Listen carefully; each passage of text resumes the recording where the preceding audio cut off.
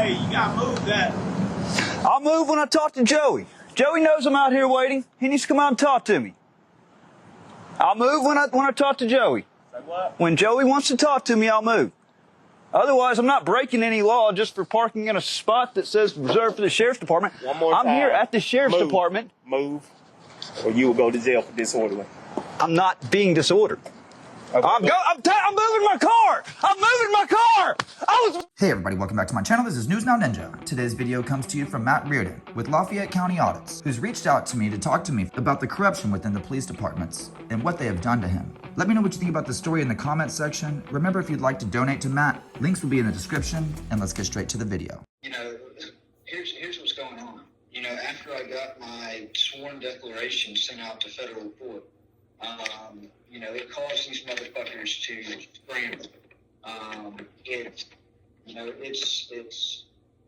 what I've actually found out. You know, the plot has continued to thicken and continued to thicken. I can prove that my mail has been tampered with. Back in January, basically, I think it was like January 17th, the state of Mississippi got dismissed from the federal lawsuit. And about a week later, the county attorney, or the county defendant's attorney, which is the attorney for the Lafayette County Sheriff, as well as all the Lafayette County defendants, filed basically a motion for judgment, you know, trying to get them dismissed from the lawsuit as well. They filed it that next week, like around January 24th. They sent the motion basically for me to respond to the Lafayette County Detention Center, the jail where the Lafayette County Sheriff is over.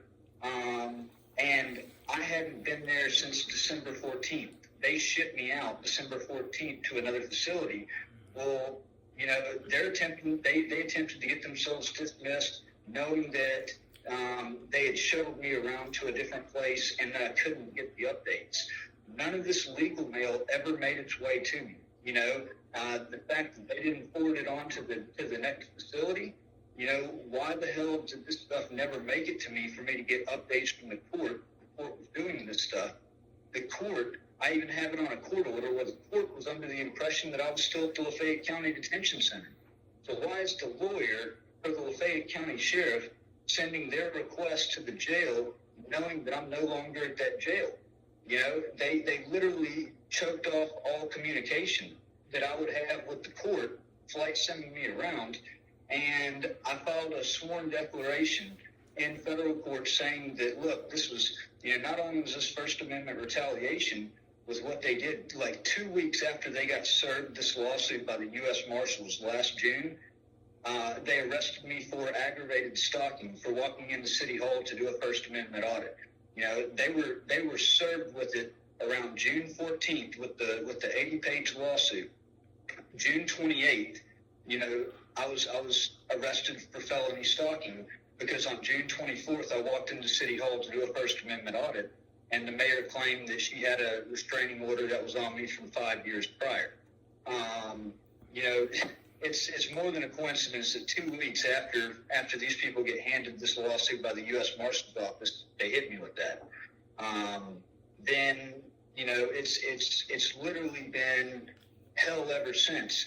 A family crisis caused me to plea out because I had a crooked attorney that had me. He played on the fact that my wife got fired from her job while I was in jail, and I needed to, you know, get out to provide for my kids and my wife. And I took that. You're breaking up. You're breaking up. Yeah, I took a bad plea right there. And I never should have pled out to it, but he told me that he would expunge my record whenever I was eligible, if I would just take it and agree to be banished from Lafayette County for 5 years. That led to, you know, they gave me on September 30th when I pled out, they gave me 45 days to vacate the county, to move out of my house in the county and to move to a different place. October 28th, I contacted the FBI in Oxford because I had captured, you know, a very, very shady act on video with the Holly Springs Police Department between two officers. The FBI clearly told me to come up there with the evidence within the next hour and a half. They didn't do appointments. They said, come up here within the next hour and a half.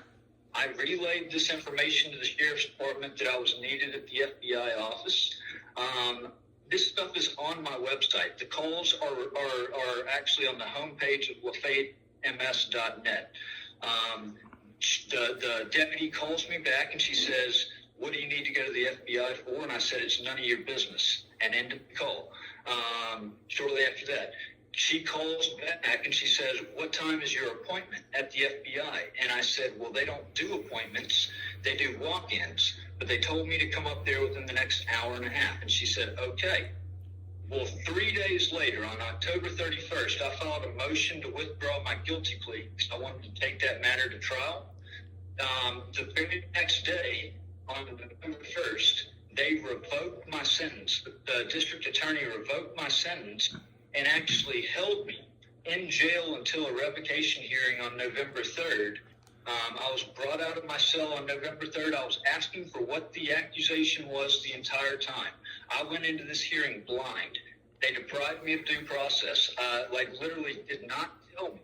All they gave me was the order signed by the judge that my sentence, probation, was being revoked. I went into the hearing. I found out at that hearing on November 3rd that they were seriously revoking me because they had called the FBI to ask if I had an appointment to come up there, and the FBI told them no, I had no appointment, and that I had lied to the Sheriff's Department and told them that I had an appointment to come up there, and I didn't. But I had everything call recorded, and these call recordings are on the homepage of my website at the top that literally show that I told them everything correctly. I never lied. It was them that lied, and they gave me a year to serve in prison for doing exactly what the FBI told me to do, to report law enforcement corruption.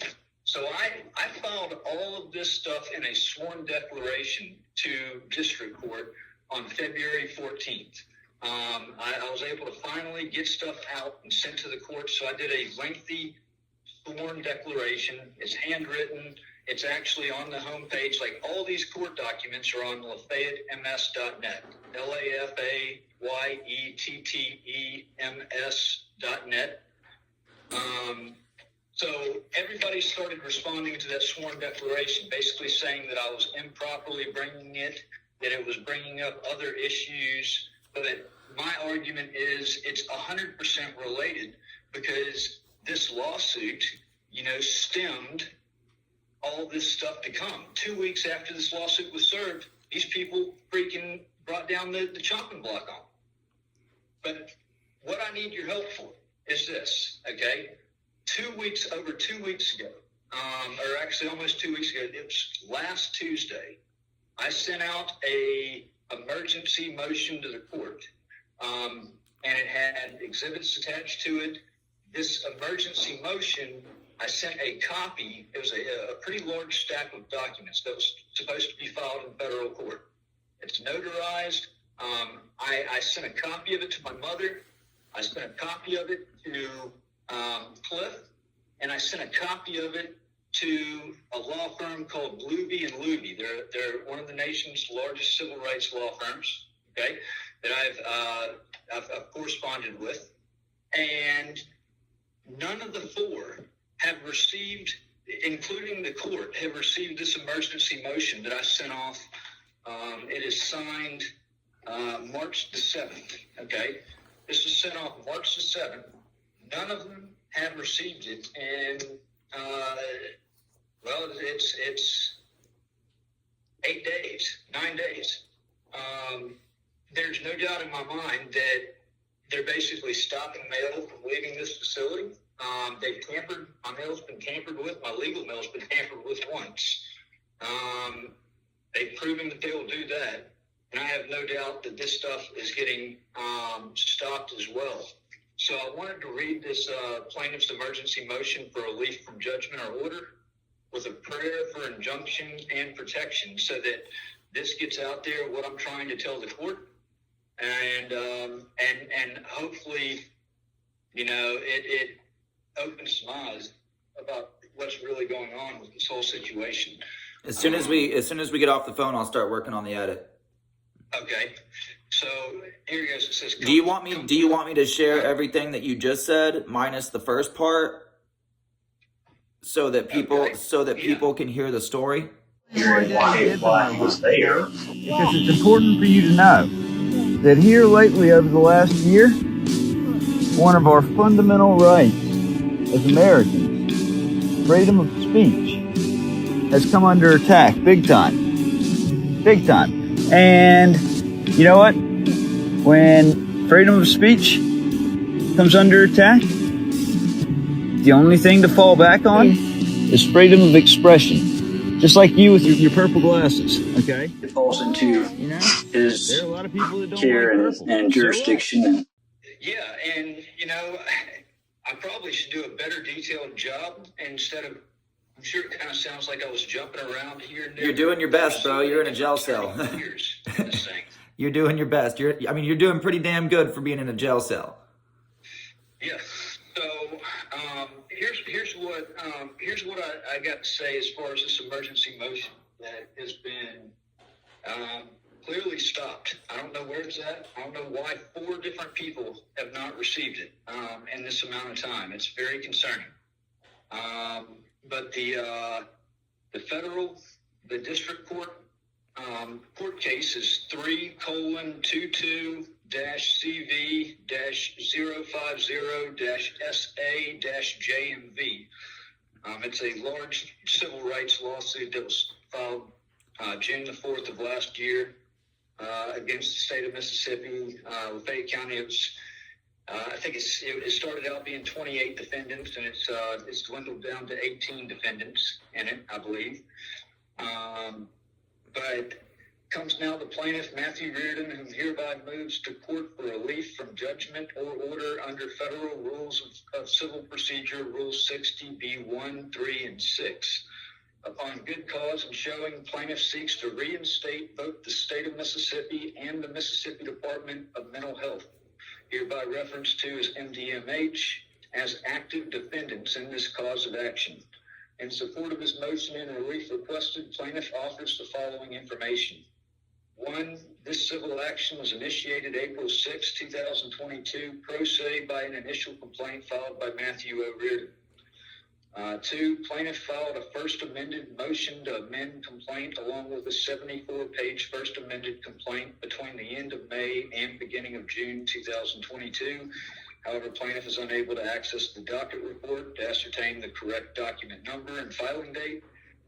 3, on or around June 7, 2022, plaintiff received notice of an order by Judge Verdon for the clerk to issue the initial complaint to the U.S. Marshal's Office for service on the defendants, further stating that addresses were still needed for a handful of defendants. 4, it was just days after this order that notice of service and process entries began getting entered on the docket. It is worth noting that defendants in their response in opposition to the plaintiff's sworn declaration and request for emergency injunctive relief with stipulated order of protection made it a point to deny the first paragraph of plaintiff's declaration, which used the verbiage on or around the first week of June 2022. This honorable court ordered that service of this lawsuit be made. Defendants in document 64 go on to state that plaintiff's allegations depart from or are inconsistent with the docket maintained by the clerk of the court. First and foremost, plaintiff would like to quickly establish a little bit of housekeeping, if you will. Plaintiff currently sits imprisoned at a prison facility which he has no access to a docket and access to practically very little resources. These defendants, and more importantly, their legal counsel, composing filings, responses, and answers, are very well aware of these facts, along with the information sworn and attested to under penalty of perjury in document 60, that the reasons for imprisonment result directly from doing exactly what the FBI told me to do to report a serious matter, which was somehow misconstrued through Sheriff East as me intentionally violating my banishment by not having an appointment. The call can be viewed here, rebrand.lee/FBI call. The basic denial of due process to gather the evidence and call witnesses led to my current false imprisonment, which led eventually, when I could communicate out, to the declaration and motion for injunction, which is document 60. Plaintiff stands certain that on or around the date of June 7, 2022, this court ordered service of the original complaint, and the docket should reflect that. However, at that time, the amended motion had not been approved to take the place of the complaint via its amended motion to amend. Many statements that depart from the truth have been alleged in the responses by many of the defendants in this case, which when combined bring consequential harm from an appearance of impartiality with the court. Plaintiff is not making such assertion at this point and prays he doesn't have to, but plaintiff will try to point out any incorrect or untrue statements made by any defendants on this document, as well as respectfully reference any incorrect information on the order by this court in order for this court to properly see and understand the major issues that have made the plaintiff bring these claims before the court seeking a jury trial. The defendants undoubtedly will try to unfairly characterize the plaintiff as one that frivolously files lawsuits, stating that he is some type of conspiracy theorist. However, plaintiff urges this court to pay no attention to these untrue insinuations and to stand independent. Plaintiff has never been sued for slander, libel, or defamation, not once. Nor has he ever been charged with perjury, and there's a reason for this. Number 5, on June 28, 2022, plaintiff was abruptly arrested based upon a felony warrant for aggravated stalking, which was served on him by Lafayette County Sheriff's Department, whom as a defendant was served process of the initial complaint less than 3 weeks prior. The charge as alleged stemmed from plaintiff engaging in a constitutionally protected activity as a citizen journalist conducting a First Amendment audit of Oxford, Mississippi City Hall. Plaintiff made it a practice of traveling around to different areas which demonstrate a continuing cause of engaging in a constitutionally protected activity, which had absolutely nothing to do with Mayor Robin Tannehill as the Bill of Information falsely claimed. The start to finish video of the audit at Oxford City Hall is at rebrand.ly/Oxford-audit. 6, within a day or two of this audit, State of Mississippi filed a motion to dismiss itself. As stated prior, plaintiff has no docket list or report to easily look up date. However, I do remember the first motion filed. Number 7, on July 19, 2022, through order of the court, document 29, the amended complaint, document 30, replaces the original complaint, document 1, and within a day or two is served to the defendants by the U.S. Marshal's Office. Number 8, on July 14, 2022, while incarcerated without bond for the June 28, 2022 charge, plaintiff files a motion to stay proceedings, realizing that his ability to perform the basic needs of his lawsuit was paralyzed due to being incarcerated. This motion is denied, although additional time to respond is granted. The court enters plaintiff's address as Lafayette County Detention Center. 9, on August 8, 2022, the state filed its motion for dismissal on the amended complaint based on 11th Amendment protections. Number 10, MDMH files the same motion to dismiss document 43 on October 20th, 2022. Number 11, plaintiff felt pressured to take advice of his public defender and take a guilty plea due to a family crisis at home that needed his presence as a father and husband. The guilty plea signed September 30th, 2022, which required plaintiff to move out of Lafayette County, Mississippi 45 days later as part of a banishment. He must vacate his home by November 15th. Number 12, on October 28, 2022, plaintiff communicated with the FBI field office in Oxford, Mississippi to report a serious matter with another law enforcement agency. Plaintiff tries to schedule a time, however, is told they do walk-ins only. Plaintiff informs the agent or employee about the banishment and that in trying to play it safe, he wanted to convey his official need in commuting there to the Lafayette County Sheriff's Office to avoid issues. Upon arriving at the FBI office almost 2 hours later, plaintiff is made to wait for 2.5 hours as he records all interaction for his own documentation. Finally, after no agent is alleged to be there, plaintiff leaves and lets Lafayette County Sheriff's Office know that he needs to go address issues at the U.S. Attorney's Office after he felt the FBI led him on for nothing. Plaintiff documents all interaction with 3 assistant U.S. attorneys who meet him in the office lobby, and this conversation shows what plaintiff believes is concerning behavior among trusted individuals at the U.S. Attorney's Office. That interaction can be heard at rebrand.ly/USATTYREDRESS. And that's also on the front page of LafayetteMS.net. 13, on October 31st, 2022, plaintiff filed a motion to withdraw his guilty plea and take the matter to trial, or alternatively to dismiss.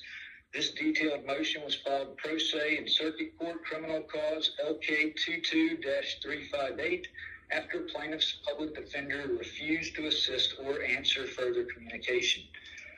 14, on November 1st, 2022, plaintiff gets pulled over by 2 Lafayette County Sheriff's deputies, and plaintiff gets presented with a signed order authorizing the deputies to take him into custody based upon a motion filed by the Assistant District Attorney earlier that day to revoke the plaintiff's sentence and probation and hold him until a revocation hearing. Plaintiff was never given a copy of the motion to know what he was being revocated for despite continued request. 15, on November 3rd, 2022, plaintiff is brought in shackles to Circuit Court. No attorney is present for what plaintiff assumed was a preliminary hearing as required by law. After being told he would have to wait 1 week for a hearing with an attorney, plaintiff elects to waive counsel and proceed on his own, on his insistence of innocence. Plaintiff then finds out Sheriff East called the FBI to ask if plaintiff had an appointment on October 28, 2022, and was supposedly advised he didn't. So as a result of this, and an unsubstantiated claim that plaintiff took his kids trick-or-treating on Halloween in a neighborhood on the outskirts of Lafayette County, the judge finds that plaintiff should be revocated and sentenced to serve 1 year in prison.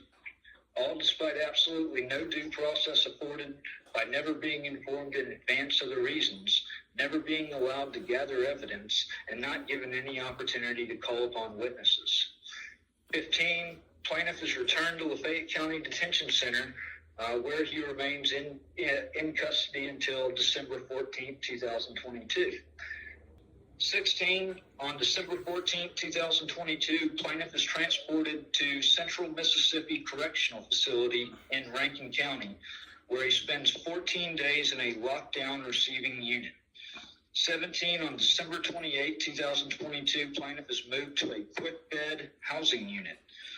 18, around January 8th or 10th, plaintiff's housing unit is placed on restriction based on a fight between 2 individuals, and no inmate is allowed to purchase or receive commissary items for 3 to 4 weeks' time. This includes paper, pens, stamps, and envelopes. 19, on January 17, 2023, the state and MDMH motions to dismiss are granted, document 51, with the court claiming the court has not been made aware of whether Reardon remains in custody of the Lafayette County Detention Center. However, despite the fact that Reardon is registered to receive electronic notifications or filings in this case, the court hereby, out of an abundance of caution, directs the clerk of the court to mail a copy of the order and acknowledgement of receipt to Reardon's attention at the Lafayette County Detention Center. Number 20, then on January 26, 2023, the county defendants sent a copy of their own motion for judgment on pleadings which sought dismissal of all county defendants, including Sheriff East, to the Lafayette County Detention Center with attention to the plaintiff. Document 54. 21, absolutely zero mail has been forwarded from Lafayette County Detention Center. as neither CMCF or East Mississippi Correctional Facility received anything. In addition, Sheriff East is in charge of Lafayette County Detention Center. The fact that these parties sought dismissals at a time plaintiff was incapacitated and transferred away is beyond unconscionable conduct that should be criminally investigated, being that the mere act of tampering with mail is a federal crime in and of itself. With this particular matter involving legal correspondence of time-sensitive material by the court needing prompt response for an active civil rights lawsuit. Plaintiff believes without question that Sheriff East had full working knowledge that plaintiff had been transferred the month prior, being that he worked out of the same facility and was essentially over all operations there as sheriff. 22, county defendant's motion for judgment on pleadings was filed January 11, 2023, documents 46 and 47, and all county defendants sought dismissal with prejudice. County defendants are Lafayette County Sheriff's Department, and Sheriff Joseph B. East. Attorneys of record are Marcellus Chamberlain and Jason Marsh with Phelps Dunbar in Jackson, Mississippi. It remains unclear as to why counsel or county defendants and Sheriff East in particular would send official mail attention to the plaintiff at Lafayette County Detention Center. Why would East not say anything to his attorney unless one or the other were trying to conceal? Most importantly, again, where is all this legal mail? Why did this legal mail require prompt response from the plaintiff never leave Lafayette County Detention Center? An investigation into this is most certainly required, as mail tampering is a federal crime.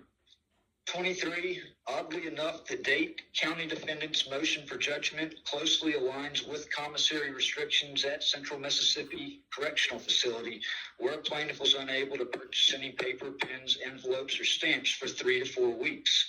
The 3 to 4 weeks put the plaintiff outside the time to respond. 24, based on admissions during the testimony of the November 3rd, 2022 revocation hearing, Deputy Candace Beavers testified that Sheriff East called the local FBI field office in Oxford on 10/28 to inquire if plaintiff had an appointment, which the answer allegedly was no. The call recording reflects they don't do appointments and do walk-ins instead. It is safe to draw the line here that Sheriff East likely played the motivation here.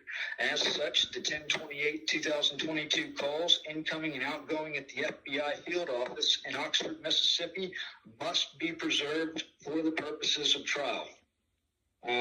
Plaintiff seeks a criminal referral to the U.S. Department of Justice into Lafayette County, Mississippi, Lafayette County Sheriff's Department, and Sheriff Joseph B. East. 26, plaintiff requests, based on all information that this court, without further delay, grant plaintiff's emergency request for injunction and enjoin all defendants into an order of protection in order to protect all interests of the plaintiff and protecting him as a witness.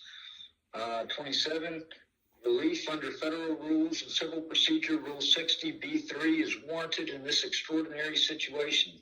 However, relief is also proper under Rule 60B1 and B6. 28, plaintiff also attaches with this motion his more definitive statement of events to demonstrate long-term continuation of the same conspiratorial conduct. Prayer for injunction and relief, plaintiff Matthew Reardon hereby presents his emergency motion and claims attached warranting immediate relief. Additional evidence is viewable at www.lafayettems.net. And then I submitted that on March 7th. That was also notarized on March 7th and was put in legal mail to go out, and it has not made it anywhere. So that is more of a supporting document for the other things that are on there. The whole narrative, I mean, it is clear to see laid out, and I've tried to lay out, have the documents laid out in order on the website, but the calls are there. There's no doubt about it that the Sheriff's Department has lied. They've perjured themselves on stand. This is something that's happened multiple times now. November 4th, 2021, I went to trial in Lafayette County Justice Court, where I faced prosecution for 9 separate charges stemming from 3 separate events that were alleged. Sheriff's deputies, including the sheriff, were proven to have lied on stand in order to get a conviction, based on perjured testimony and evidence tampering, where evidence never showed up for court. Camera video was never preserved as requested. Deputy Candace Beavers actually is one of the deputies that testified during that November 4th trial at Justice Court. That was, proven to have, she was made to look like garbage on the stand, for her trivial arrest. And it's, being that she testifies again and falsely claims that I lied to her and I said that I had an appointment with the FBI. I never told her that. And my call recordings show that I never told her that. In fact, I told her exactly the opposite. And she still lied on her sworn statement. She still lied under oath.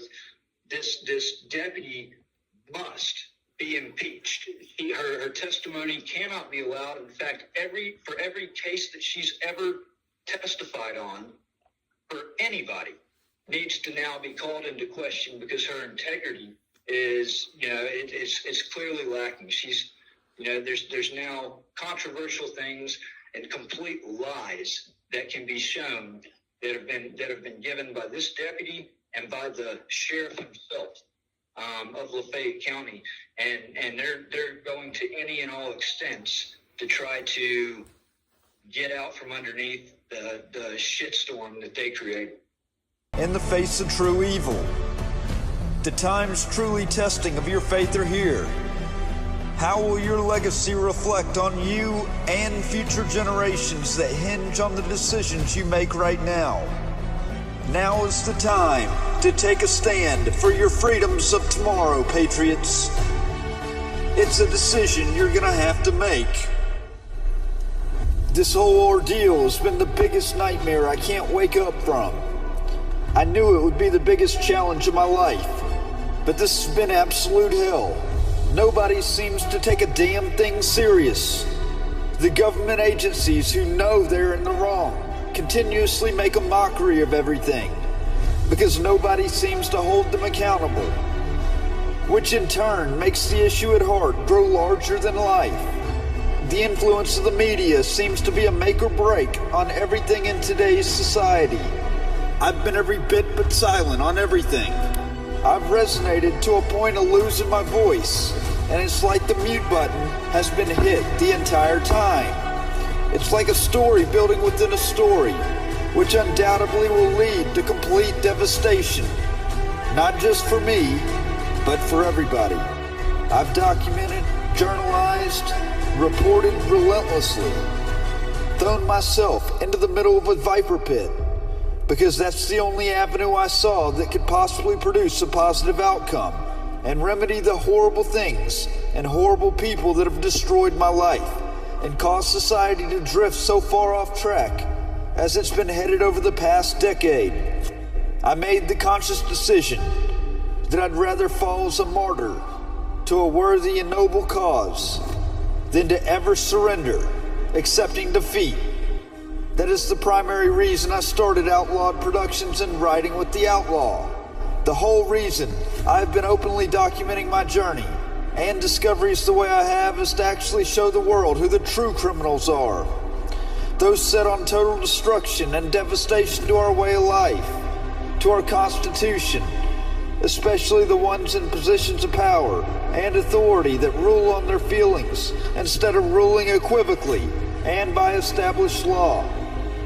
Those susceptible to influence, and of course, the immoral and unethical influencers that have used their power, money, and other means to absolutely destroy lives for their own personal gain. The ones that destroyed my life for their own personal gain.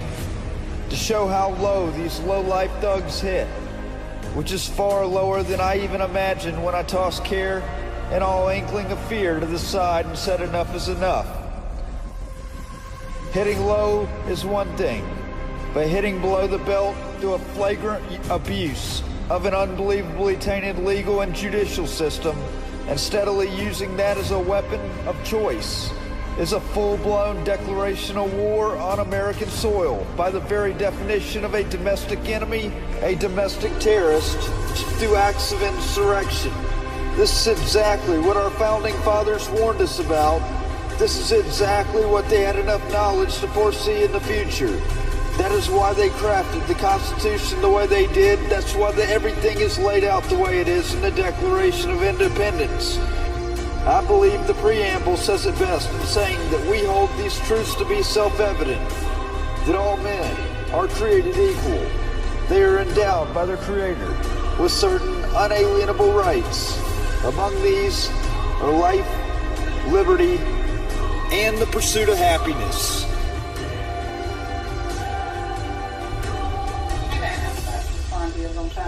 Hey.